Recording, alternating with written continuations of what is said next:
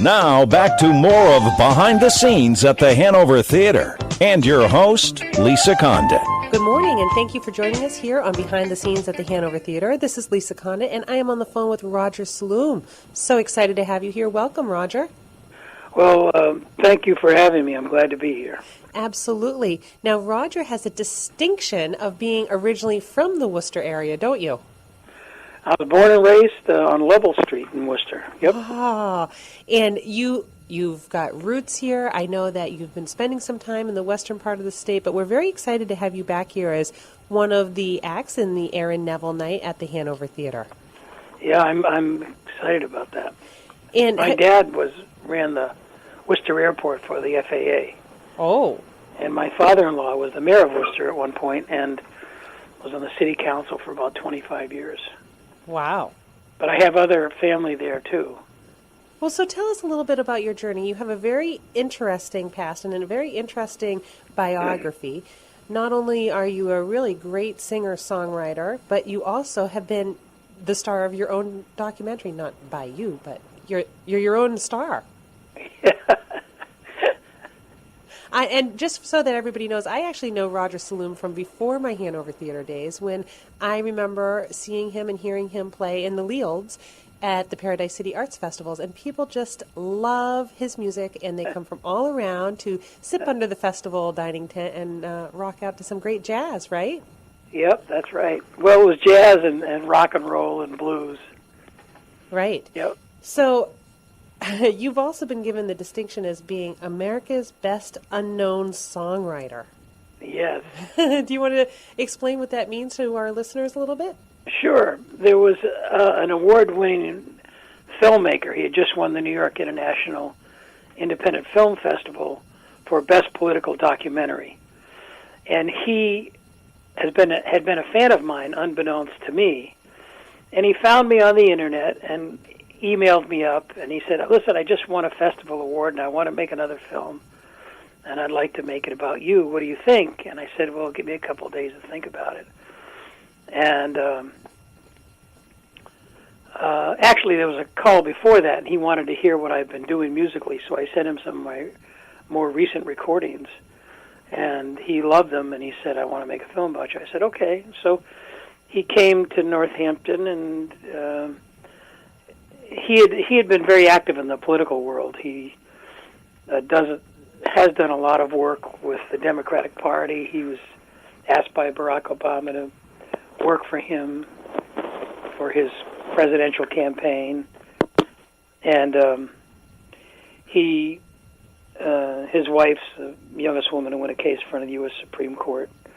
So they made a lot of money, I guess, in the political world, and he always loved my music, so he asked if he could make a film. So I said, sure, and after a couple of days of thinking about it. And he showed up with a big film crew, and he came in, and they put a dolly in our house and blocked out all the lights and brought in their own lights, and it was pretty wacky, but they followed me around for a couple of years, and it was intense. And I grew to like it, actually. At first, we didn't like it because it was so intrusive, but eventually it grew up to be fun because I got to say stupid things in front of the camera, and I made people laugh, and I love making people laugh, so that was great. And his cameraman, who was also John Cougar Mellencamp's cameraman, said, look, this guy is really good. He's like America's best unknown songwriter. So Chris named the film after what this cameraman said. Oh, that's so funny. Yeah. And that was well before reality TV really took off, too, right?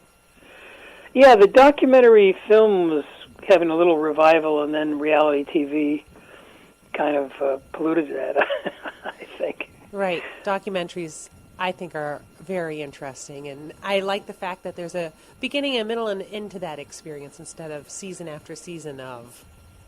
Yeah, I don't think I've ever watched a reality TV show. I just don't like them. They just sort of like, I think it happened when there was a strike, a writer's strike in Hollywood, and they needed to put up projects, so they came up with a cheap thing, and that became reality TV.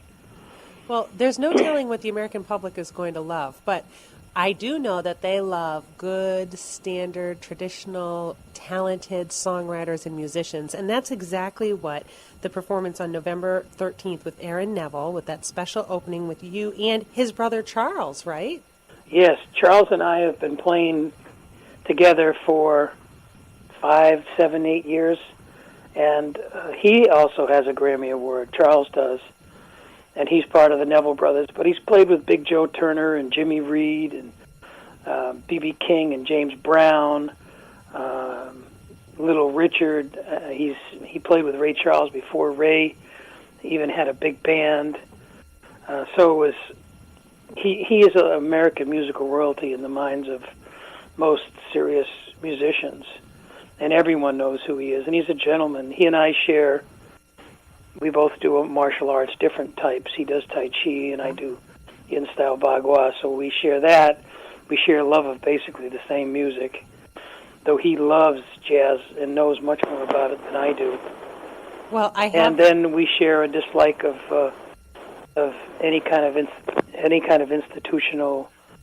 We share a dislike of any kind of institutional oppression of people, like racism in America. But anyone who's oppressed for their ethnicity or their religion or their color, anything. So he and I talk about all those three subjects a lot.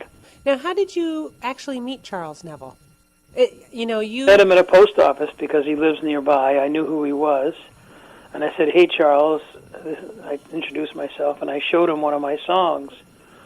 It was a two-step jazz tune. Two-step was popular before the shuffle was popular. The shuffle was the rhythm in America in the 40s. Think of Glenn Miller and Duke Ellington, but before that, people like Louis Armstrong and others were playing. Just for want of a better term, I'd call it a stiff shuffle, and it's very different. It's sort of, I can't explain it to you, but I could sing it, but I can't explain it. But the shuffle predates the two-step jazz predates the shuffle, and that was rock and roll in those days. That kind of music was the popular music. It all had that shuffle beat. So I wrote a song because I had heard a band called the New Orleans Jazz Vipers, and I loved them, and I still go down to New Orleans, and I go to Frenchman Street and listen to those bands. They're really wonderful music. The Lindy Hop was what people would dance to two-step jazz. And if you listen to early Louis Armstrong, you'd hear that. So anyway, I wrote a song, but there's an interlude in it that's kind of would remind you of maybe what the Beatles might do to a two-step tune. And I showed it to Charles, and I said, "Would you like to play on it?" And he said, "Sure." So we started out recording together, and then we ended up starting to do shows, gigs, little ones. We did a couple little ones, and then we started to do bigger ones, and now we do all kinds, but mostly bigger ones, and we enjoy it a lot. And we have a young lady who joins my studio quality band, and she is a genius, when she started, I think she was 18 with me, 18 years old. No, I'm sorry, 28 years old, or 26, something like that. And she's very, she has quite a presence on stage and a voice her voice will completely knock you out, Jessica Freeman. But all my players are good. In fact, my bass player plays at the Hanover with the Commonwealth Symphony when you have classical presentations. He plays at the Hanover a lot. Wow.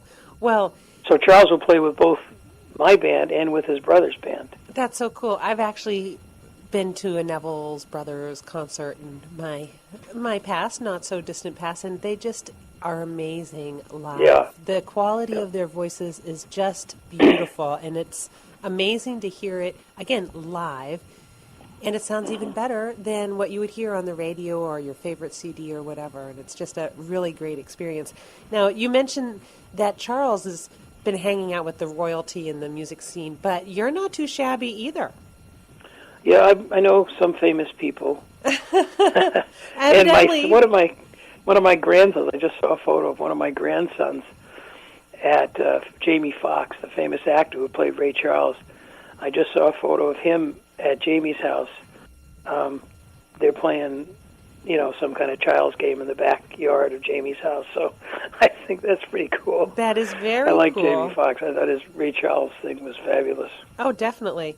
Well, so I understand that. Yeah, I've hung out with Creedence and those guys. Which is amazing Lots to of me. people. Right. And evidently Santana, Van Morrison, B.B. King. Yeah, I did gigs with all of them. And as you know, Aaron Neville had some hits. He had a fabulous hit that is still an iconic R&B tune called Tell It Like It Is. Yes. And I played with Charles for, I think, 3 years before I had the guts or the nerve to ask him if I could sing that song in our band. And he said, sure. And Aaron also had some hits with Linda Ronstadt, who I had hits with. I mean, I had nothing with, but he had hits with her. And I was going to do a duet with her of a Woody Guthrie song for a film about a year ago, and she said she can't do it. Something's wrong with her voice. And then about a month ago, she confessed that she was finally diagnosed with Parkinson's. Right. So same thing Michael J. Fox has.